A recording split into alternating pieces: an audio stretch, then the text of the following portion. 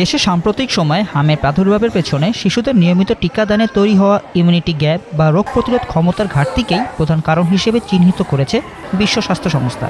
সংস্থাটি জানিয়েছে, গত 2 বছরে টিকাদান কর্মসূচিতে বিঘ্ন ঘটায় এই পরিস্থিতির সৃষ্টি হয়েছে এবং এরই মধ্যে দেশের 56 জেলায় হাম ছড়িয়ে পড়েছে।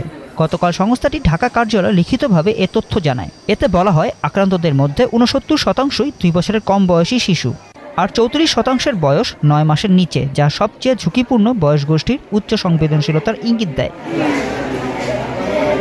সংস্থাটি জানায়, 30 মার্চ পর্যন্ত দেশে 2190 জন সন্দেহভাজন হামের রোগী শনাক্ত হয়েছে। এর মধ্যে 676 জনের শরীরে ভাইরাসের উপস্থিতি নিশ্চিত করা হয়েছে।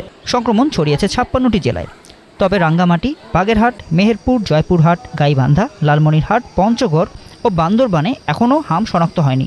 বর্তমানে প্রতি 10 লাখ জনসংখ্যায় সংক্রমণের হার প্রায় 16.8, যা দেশব্যাপী বিস্তারের স্পষ্ট লক্ষণ বলে উল্লেখ করেছে সংস্থাটি।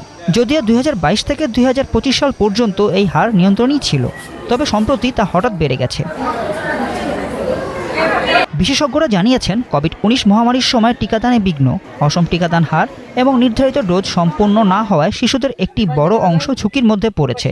এর ফলে একটি সংবেদনশীল জনগোষ্ঠী তৈরি হয়েছে, যা বর্তমানে সংক্রমণ বিস্তারে অন্যতম কারণ।